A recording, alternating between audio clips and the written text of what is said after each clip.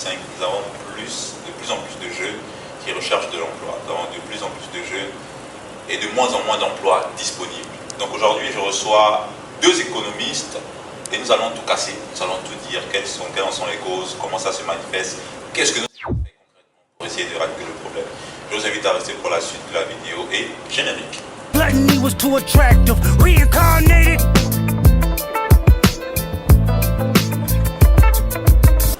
Alors bonjour, bonsoir, dépendamment de l'heure à laquelle tu tombes sur cette vidéo. Cela dit, je t'invite à commenter, liker, partager bien sûr, à me laisser savoir ce que tu en penses dans les commentaires du thème abordé aujourd'hui et à me proposer également des thèmes, des sujets que tu voudrais que l'on puisse aborder dans d'autres vidéos. Donc comme je l'ai dit, je reçois aujourd'hui Moustapha et Maury. Je crois que vous les reconnaissez, ils sont déjà passés sur la chaîne.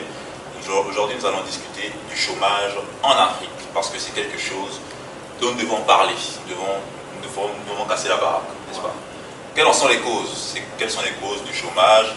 Est-ce que c'est de la faute des parents? Est-ce que c'est de la faute des jeunes diplômés? Est-ce que c'est de la faute de l'État? Est-ce que c'est de la faute des entreprises? Nous allons en discuter aujourd'hui avec mes deux économistes à mes côtés. Ils vont se présenter encore une nouvelle fois.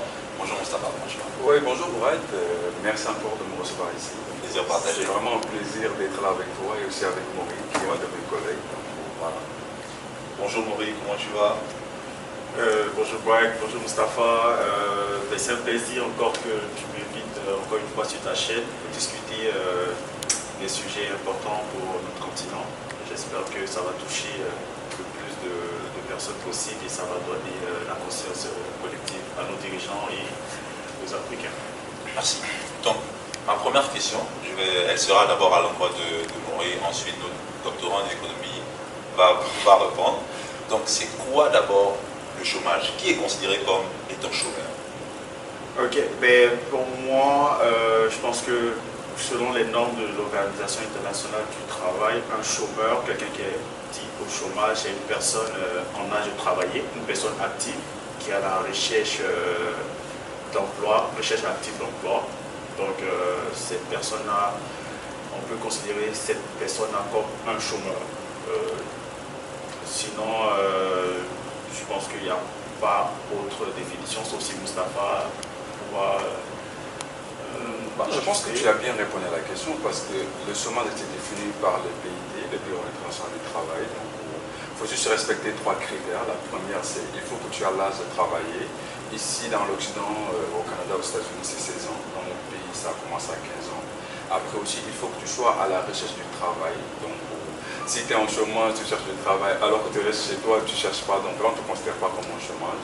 Et aussi, il faut que tu sois prêt aussi à travailler. Donc c'est les trois conditions, c'était bien défini. C'est ça.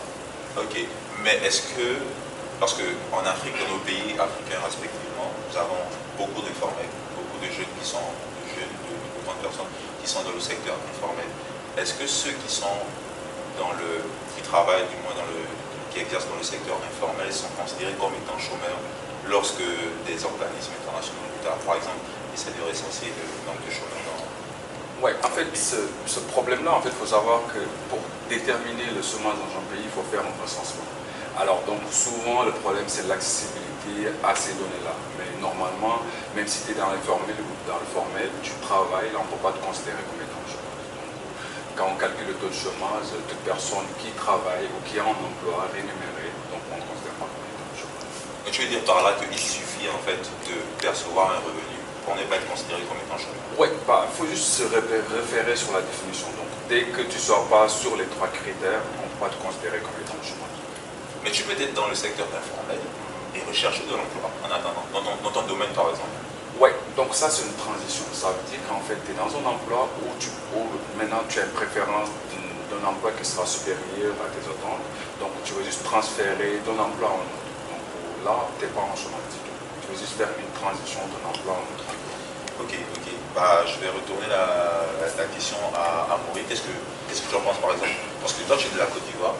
Est-ce que j'ai checké récemment les données sur le taux de chômage en Côte d'Ivoire et il était à 2%. Est-ce que cette donnée elle est réelle? Est-ce que ça reflète vraiment le taux de chômage en Côte d'Ivoire? Oui, c'est sûr que ça peut choquer certaines personnes d'entendre ces chiffres-là. D'un pays africain, on dit le taux de chômage là à 2%. Mais pour revenir sur ce que Moustapha a dit, justement, le chômage prend en compte toute personne, comme tu l'as dit aussi tantôt, qui a un revenu, qui travaille, qui n'est pas à la recherche active de travail. Et en Afrique, je pense qu'en Côte d'Ivoire et même dans beaucoup de pays en Afrique, on est focalisé sur le secteur formel pour déterminer le taux de chômeurs. Pourtant, nos économies africaines, malheureusement, pour l'instant, sont beaucoup informelles, raison pour laquelle on ne quantifie pas encore la croissance, même le PIB du pays, parce qu'il y a beaucoup de personnes qui travaillent dans le formel. Par exemple, le couturier du quartier, la madame qui vend la loco dans la rue, le chauffeur de taxi.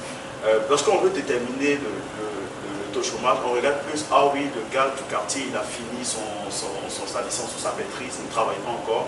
Donc, s'il y en a, par exemple, le cas, c'est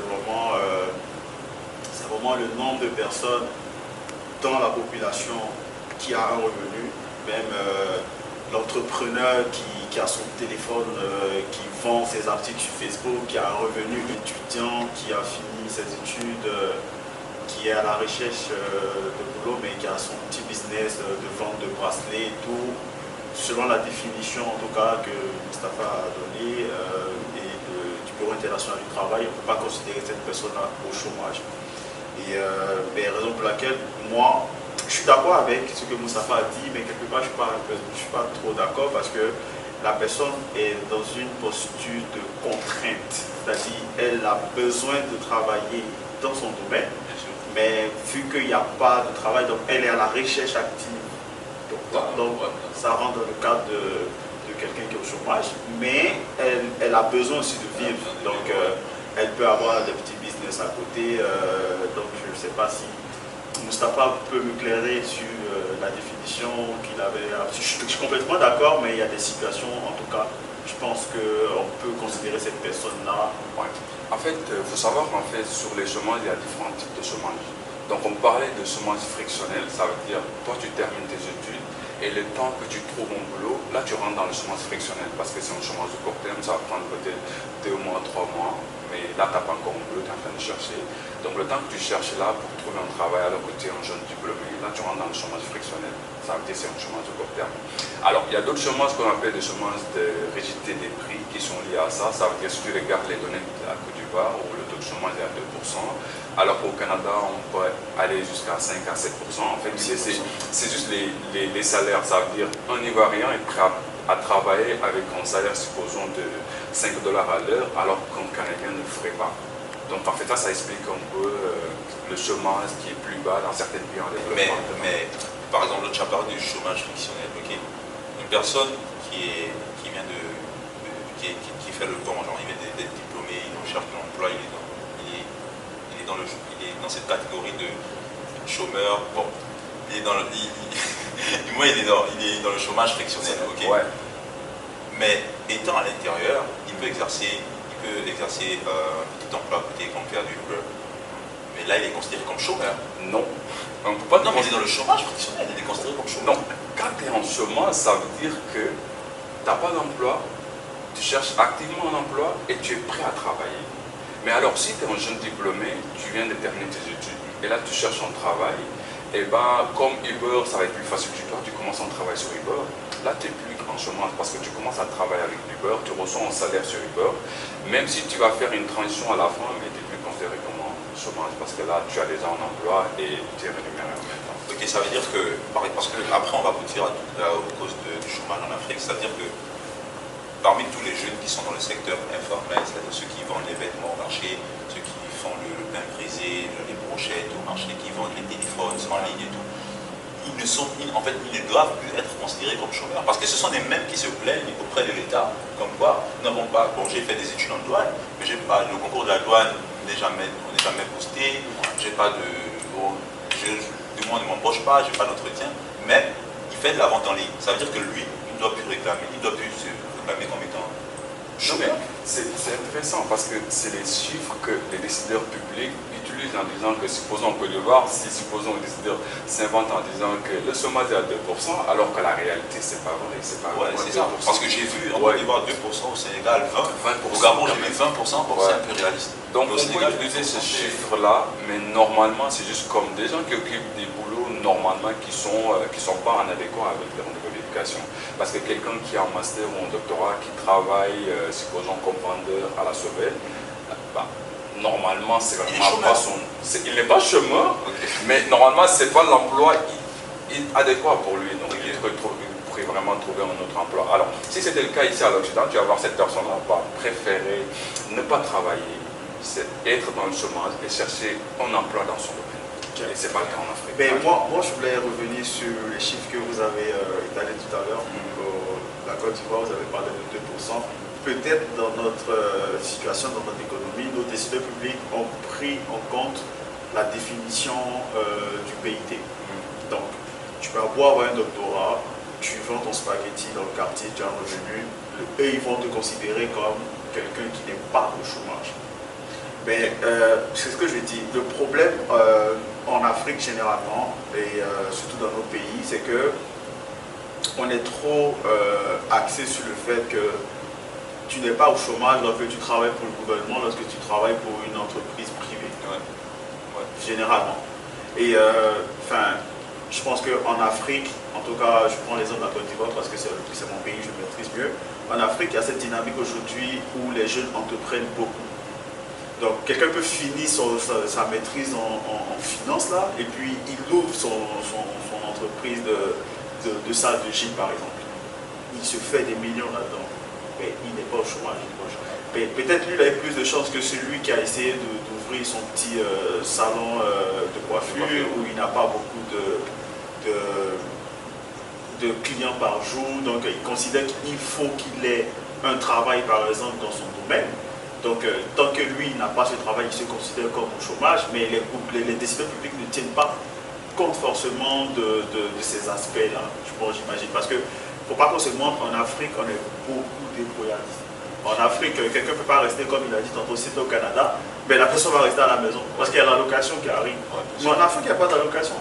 Donc, tu as ton diplôme, tu ne vas pas t'asseoir à attendre le concours de l'État ou déposer ton CV, ils vont prendre ça pour vendre des galettes dans le quartier. On en a vu des personnes qui ont déposé des CV, même quand tu vas acheter les pains prochainement.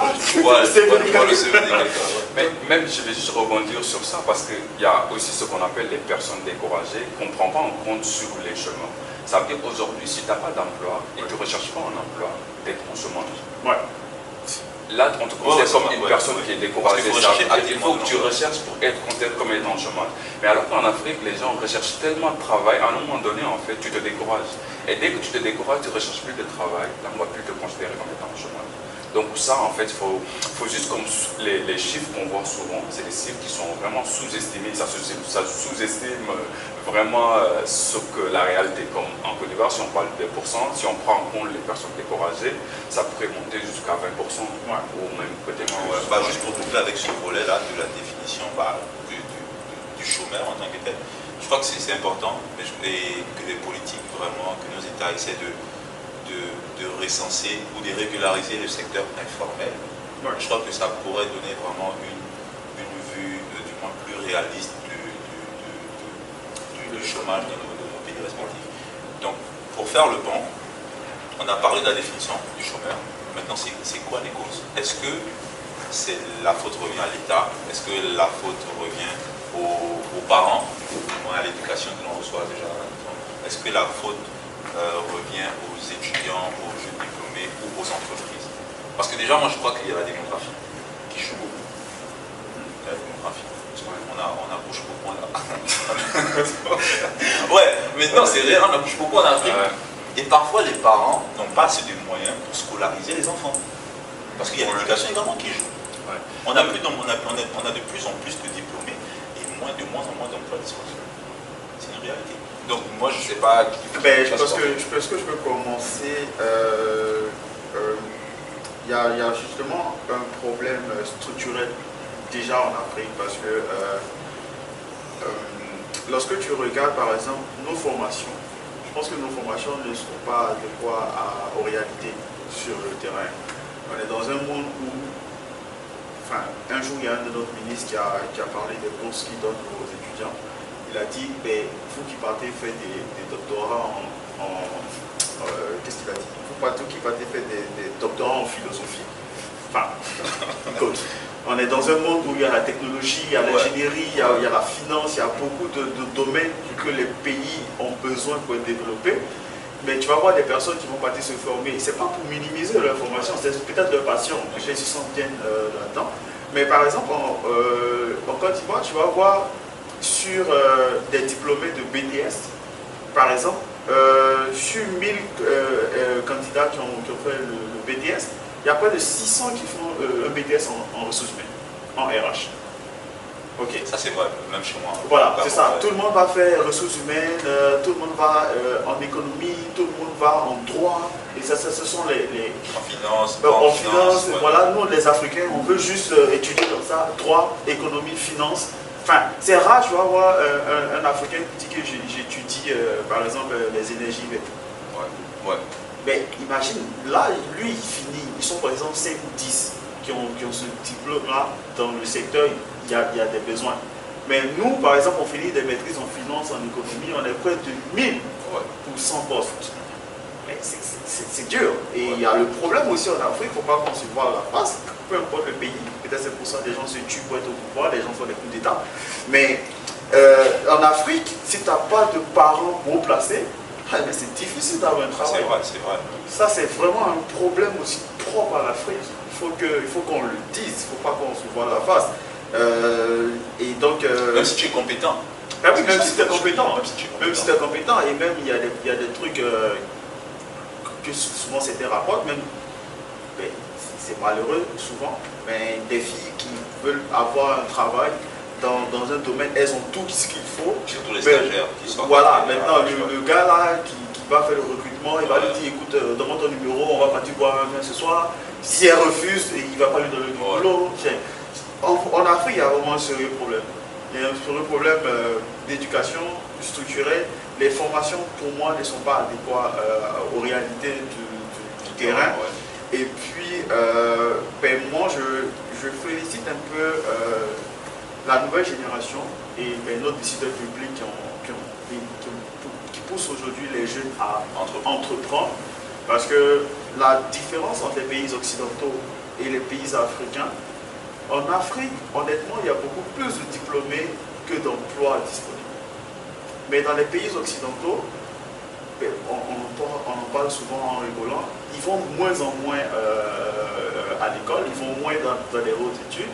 Donc, ils ne vont pas loin pour faire la licence, la maîtrise, le doctorat. Donc, je pense que pour des postes, ils ont toujours besoin de personnes compétentes, mais en Afrique... En fait, ici, en Occident, on privilégie plus la compétence parce qu'on a également ce problème-là en Afrique. Tu as des gens qui vont à l'école, qui font ils apprennent, mais ils obtiennent le diplôme, mais lorsqu'ils arrivent sur le terrain, ils ont le papier, mais ils n'ont pas la compétence. Parce qu'il y a ça aussi. Oui, c'est ça. Ça rentre aussi dans le problème de formation en Afrique, parce qu'on va juste faire la théorie pendant, par exemple, la maîtrise en économie, tu ne vas même pas partir prendre des données au niveau de la Banque mondiale ou au FMI pour faire des trucs pratiques. Ils vont juste te remplir des feuilles avec des dérivations, des bêta-chapeaux. Tu ne sais pas ça sert à quoi, mais il faut pratiquer, tu vois. C'est pas que ça sert à rien. J'ai un PhD à côté de moi, mais c'est mieux de pratiquer. Donc ça aussi, c'est un problème en Afrique qui génère beaucoup de chômage malheureusement. Le problème d'éducation, le problème de... Il y a même la corruption même qu'on peut souligner. Et toi aussi, je sens, Moustapha, qu'est-ce que tu as franchement, il a parlé de beaucoup de causes. Après, c'est des causes, souvent c'est des causes sociales qu'il vient d'aborder. C'est intéressant souvent en Afrique. Moi, je vais parler de choses comme, supposons, quand on parle de chômage, en fait, il y a 3 types de chômage, donc juste pour aller plus vite. le chômage frictionnel, tu termines ton diplôme, le temps que tu trouves un emploi, donc ça c'est le chômage court terme. Ou peut-être c'est un chômage qui est lié au salaire, donc là, supposons tu prévois un travail, ou tu es prêt à travailler avec un salaire de 50 000 $, on te propose 20 000, donc tu n'es pas prêt à travailler, tu restes en chômage. Mais ça, c'est le chômage où on ne voit pas en Afrique. Le chômage qu'on va voir plus en Afrique, c'est vraiment le chômage qui est lié à l'inadéquation entre les demandes de travail et l'offre de travail. Ça veut dire que tu termines ta formation, supposons tu as fait de l'économie, alors que l'entreprise a besoin d'un informaticien, donc ça veut dire que ça ne va pas marcher. Donc c'est souvent le chômage où on va observer. Alors, l'autre chose aussi qu'on pourrait observer, c'est le fait que... Mais il y a aussi le fait que, bah, tu peux être, parce que non, tu peux avoir fait des études en sciences de la gestion.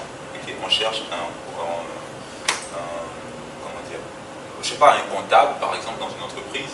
Tu vas arriver sur place parce que tu ne connais personne dans l'entreprise ou bien tu as un statut social vraiment bas. On ne te prend pas. Non mais on te demande tu viens de la part de qui. Mais si ton parrain, c'est ça. Tu peux être compétent, mais il y a ce truc-là en fait. Après, ces trucs-là, en fait, ça, c'est des trucs qui sont très, moi en tant qu'économiste, c'est des trucs qui sont très difficiles à quantifier. Parce que c'est des choses que tu ne vas jamais voir dans les données. Et moi, j'aime pas parler des choses que je ne vois pas exactement. Je sais que c'est la réalité.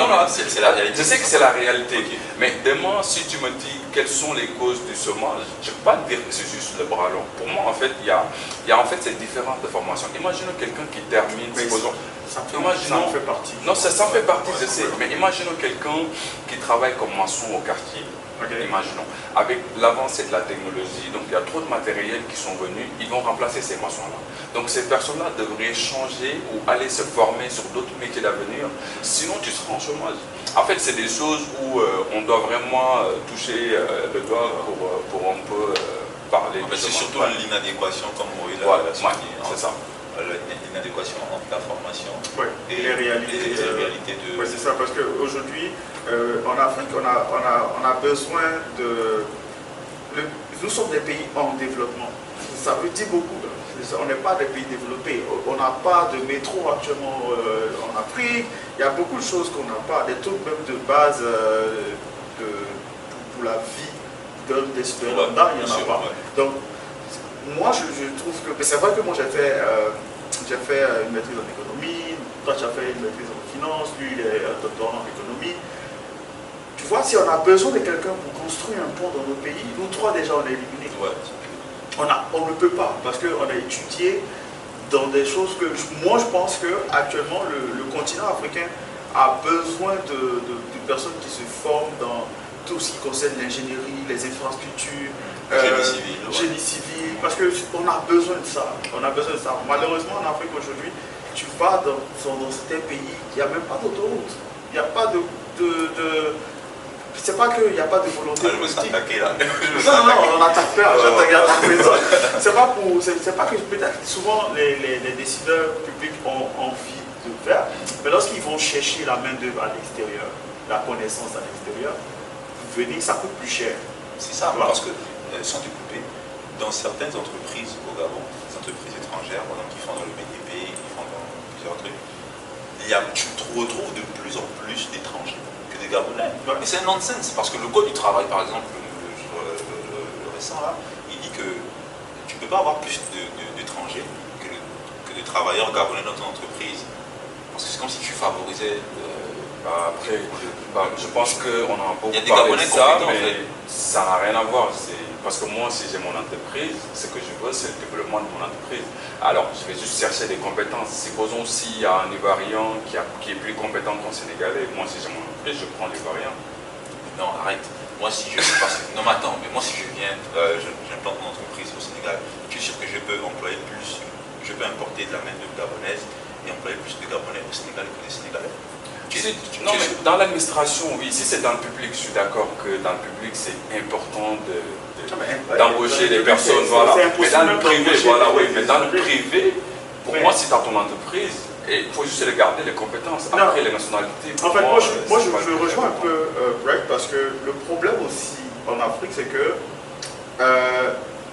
si on a de la main-d'œuvre qualifiée, compétente, Et il y en a. Et je pense que dans chaque norme, dans chaque pays, il y a des normes, il y a des codes. Tu ne peux pas être venu, par exemple, nous, chez nous, les gens en parlent aujourd'hui, la Côte d'Ivoire fait appel à beaucoup de personnes pour venir investir, mais je pense qu'il y a une proportion d'Ivoiriens que tu dois embaucher dans ton entreprise. Mais c'est lorsqu'il n'y a pas des personnes compétentes qui n'ont pas forcément la matière grise pour travailler dans ton entreprise que tu peux te permettre. Tu vas dire, ben, écoutez, moi j'avais besoin, je ne sais pas quelles sont les formations, de nouvelles formations qu'on a. Tu as besoin de quelqu'un qui travaille dans les data technologies, je ne sais pas quoi, et puis il n'y a pas d'Ivoirien qui le fait. Mais là, tu peux partir prendre quelqu'un qui est à l'étranger. Et encore aussi, ça revient sur le problème en Afrique de corruption. Parce qu'on a souvent nos dirigeants qui ne sont pas honnêtes. Le gars, il vient avec son entreprise, il va voir le ministre du secteur. Je n'ai pas dit c'est vrai partout. Hein. Donc, il va voir le ministre du secteur.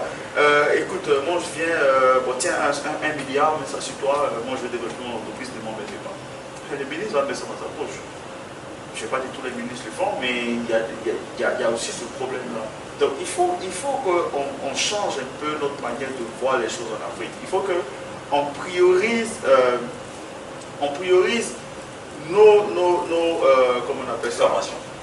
Premièrement. Oui, les formations, mais il faut qu'on priorise même les nationaux. Il faut qu'on priorise les gens qui sont dans le pays. Donc, il faut que nos décideurs publics essaient de prendre des mesures pour essayer de faire peut-être une étude même pour voir quelle est la situation au niveau des formations. Est-ce qu'il y a des formations qu'il faut supprimer? Est-ce qu'il y a des formations... Par exemple, je ne sais pas si aujourd'hui où on est, j'ai rien contre les philosophes, mais un doctorat en philosophie, qu'est-ce qu'il va apporter dans une économie? Honnêtement. En Afrique, je pense qu'on a beaucoup plus besoin de psychologues que de philosophes. Ouais.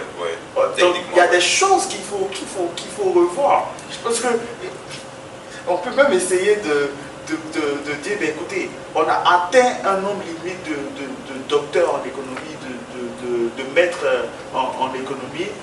Dans les 5 prochaines années, on va geler, je ne sais pas si c'est possible, hein, on va geler les formations d'économie pour orienter plus les étudiants qui... Par exemple, quand tu rentres dans l'économie, tu le sais aujourd'hui, il y a l'économie numérique, il y a beaucoup de branches de l'économie qui sont...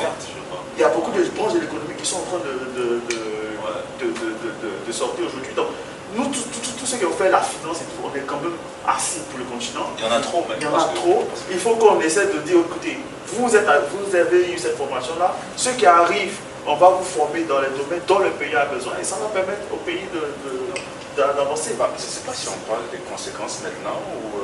Non, les solutions. Les causes. On est toujours sur les causes. Je ne sais pas si c'est une solution que j'ai... Moi j'ai l'impression que j'ai énuméré des solutions. L'État également a son rôle à jouer. Mais je crois qu'en parlant de l'État, on peut parler de corruption. Mais l'État peut agir dans le sens où il peut comme freiner certaines formations. Parce que franchement, philosophie à l'université... Non, arrêtez de dénigrer la philosophie. Non, c'est un exemple. Non, attends, moi je pense que le problème c'est pas là-bas. Le problème de l'Afrique, en fait, c'est que la formation c'est intéressant. En fait, il faut qu'on fasse juste un recul sur l'Afrique. C'est quoi l'Afrique? Si tu regardes l'Afrique, en fait, il y a 3 secteurs où une personne peut travailler. Soit tu travailles dans l'agriculture, l'élevage et autres, soit tu travailles à l'industrialisation, soit tu travailles sur les services. Alors qu'en fait, normalement, la grande majorité des gens devraient travailler dans l'industrialisation, alors que l'Afrique n'est pas industrialisée. Donc en fait, ça fait vraiment un gros manque. Donc tout le monde est dans les services. C'est ça le problème. Non, là je ne suis pas d'accord avec toi quand tu dis le grand nombre de personnes doivent travailler dans l'industrialisation. Je ne suis pas forcément d'accord avec toi parce que moi je viens de la Côte d'Ivoire, nous qui sommes un pays agricole, de voir la réalité du terrain. Sur 10 Ivoiriens, tu vas prendre sur 10 Ivoiriens, peut-être s'il y a trop qui mangent du chocolat, c'est 2. Même des Africains. Au Canada, ici, on voit, les chocolats sont baissés un peu partout, mais les Africains ne mangent pas de chocolat. Donc, je pense que, oui, c'est vrai qu'il faut produire le chocolat, mais en tant qu'économiste, tu penses que, est-ce qu'on doit produire une matière juste pour l'exportation, parce que les gens consomment à l'extérieur, ou il faut la produire, parce qu'on ne peut pas produire quelque chose pour dire qu'on va juste l'exporter. Il faut qu'on produise des choses qui sont nécessaire pour la population. Non, non, non. Si On ne tu- produit pas comme ça. On Mais- produit pour une demande. On Parce que produit tu juste pour produis parce qu'il y a exporter. des gens qui le demandent. Mais S'il justement, y a une la demande- demande en Côte d'Ivoire, les Ivoiriens C'est n'ont pas pas besoin juste- de manger du Non, chocolat, ils c'est ont pas besoin juste de les manger de la Ivoiriens. ticket. Non, c'est pas juste les Ivoiriens. Il y a les Sénégalais à côté, il y a les Gabonais à côté. Sénégalais, il y a le Maroc. même la- Ce sont les non, gens. non, Il y a ils sont aussi pas les du gens. chocolat. Non, non. Après, je vais juste revenir maintenant Ouais, sur les vas-y. solutions du chômage. Donc, en fait, souvent, après avoir parlé un peu de tout ça, en fait, l'idée c'est pour éradiquer un peu le chômage en Afrique. Il faut qu'en fait l'État, il faut qu'on organise des forums. Ça veut dire qu'on essaie de rencontrer les entreprises qui sont en Afrique. On leur demande, mais vous, qu'est-ce que vous avez besoin exactement? Les entreprises et les Ouais. écoles. Donc, Les non, écoles les différentes. entreprises d'abord. Les entreprises Il faut que d'abord. tu essaies de savoir en fait, parce que c'est les entreprises qui demandent du travail. Donc c'est eux qui vont demander. S'il n'y a pas de demande, il n'y aura pas de travail. Ouais. Donc il faut qu'on sache d'abord c'est quoi la demande de travail des entreprises. Est-ce que les entreprises ont besoin plus d'ingénieurs? Est-ce qu'ils ont besoin plus de philosophes, comme vous le disiez? Est-ce qu'ils ont besoin, je sais pas, plus de médecins ou je sais pas, plus d'économistes ou ainsi de suite. Et après là, en fait, tu ne peux pas forcer les gens d'étudier certaines branches, mais tu peux les inciter à aller vers ces branches-là. Comme la Chine l'a fait pendant plusieurs années, la Corée du Sud, ils ont incité leurs enfants à travailler sur l'informatique, tout ce qui est la robotisation, et ainsi de suite. Alors tu peux juste les inciter. Donc l'idée c'est essayer de voir ces entreprises-là, qu'est-ce qu'ils veulent, et on essaie d'inciter les gens à aller vers ces domaines-là. En Afrique, comme White Bank le disait tantôt, il y a des entreprises, mais il y a des écoles. Est-ce que nos écoles, même en Afrique, offrent des formations pour ça? Si, Et je puis pense. même s'ils Mais- offrent, il faut... c'est sûr que les coûts d'accessibilité à ces formations-là, j'imagine que... mais je ne sais pas si... Il peut ils peuvent exister des écoles d'aviation et tout en Afrique, ou je sais C'est pas. dans ce sens-là où l'État doit intervenir. Non, mais c'est ça, En voilà. mettant sur place, en construisant des universités ou des écoles qui puissent emmener des jeunes qui terminent le lycée à aller faire des études dans le, je sais pas, l'aéronautique, l'ingénierie, l'économie verte, les trucs, ce genre de filière là. Non, mais c'est là où l'État peut. Si tu regardes Pour favoriser juste comme les coûts de- en Afrique, tu vas voir, il y a beaucoup de personnes qui ont du talent. Il y a des gens qui peuvent créer des voitures, Oui, bien il y a des sûr, gens ouais, qui bien peuvent créer des motos. Mais en fait, ce qui nous manque, c'est vraiment des investisseurs et aussi à l'État aussi. Des accompagnements. D'accompagnement, c'est ça veut dire l'accès au crédit. Parce que demain, supposons si tu peux créer une voiture, alors que tu n'as pas un financement pour développer ton réseau C'est ça. ou une usine pour la création jusqu'à l'assemblage et tout, en fait, ça ne va jamais marcher. ça. Donc Il faut c'est le là dire, où l'État doit l'accompagnement intervenir pour faciliter l'accès au crédit, inciter des gens comme vous, comme moi, d'aller investir dans le pays sur ces projets comme ça. Donc c'est ça qui va créer un peu l'industrialisation, c'est ça qui va réduire aussi le chômage en Afrique. Ouais. Bah, est-ce que vous avez encore quelque chose à dire là-dessus? Bah moi, la seule chose que je vais dire, c'est méfiez-vous des 2% de la Côte d'Ivoire.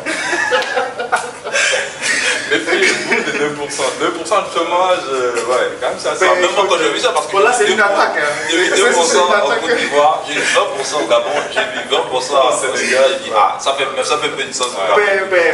Ça cache c'est beaucoup une de choses, attaque. ouais. Comme je l'ai dit tantôt, sûrement vous, vos décideurs publics, peut-être n'ont pas pris en compte certains aspects que nos gouvernements ont pris, mais ce n'est pas des chiffres aussi. Moi, c'est sûr que quand j'ai vu aussi les 2%, j'étais comme.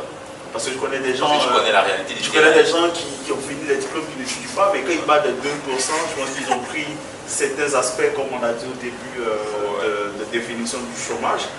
Et voilà, j'espère que les gouvernements gabonais et sénégalais vont aussi peut-être prendre ces aspects-là pour donner des chiffres actualisés. Et Mais non, nos puis, chiffres sont actualisés. Parce que là, c'est comme si nous attaquaient. Ouais. Moi j'ai juste une question. Parce que après avoir parlé du chômage, en fait, est-ce que vous pensez qu'on devrait redéfinir le chômage? Parce que juste comme avoir un emploi, on te paye, supposons, un salaire de $2 à l'heure, est-ce qu'on peut considérer cette personne-là comme un non-chômeur? Comme un non-chômeur, voilà, c'est ça. Moi, je pense qu'en Afrique, le problème, c'est ça. Supposons, si tu prends quelqu'un qu'on paye $1 à l'heure, et on dit que cette personne-là n'est pas au chômage, là, vraiment, il faut vraiment revoir les notions du chômage. Ouais. Les entreprises devraient,